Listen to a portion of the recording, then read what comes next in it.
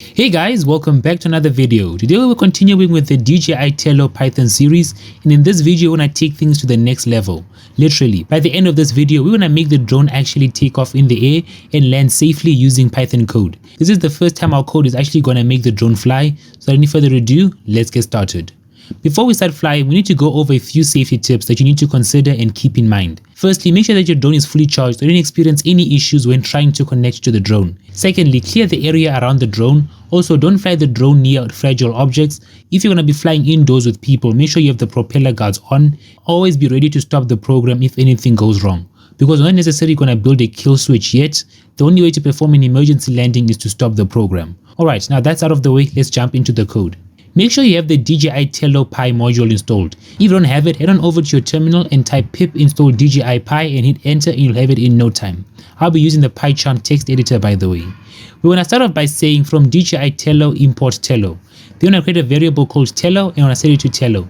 This line over here initializes our drone object. You can call the variable whatever you want, just make sure it's set to Tello.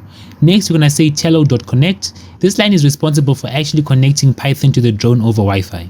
And for fun, let's have the drone tell us its battery percentage. So I'm going to say print, and in this parentheses, I'm going to have battery, Tello get battery. So this block of code is basically what we built in the previous video, connecting to the drone and checking the battery percentage. Now here comes the exciting part. To make the drone take off, we're literally going to write tello.takeoff, and that's it.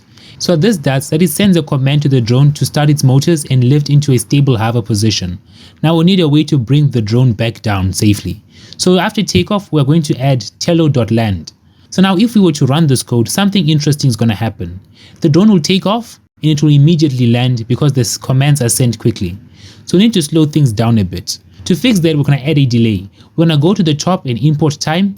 Then we're going to add a delay between the takeoff and the landing.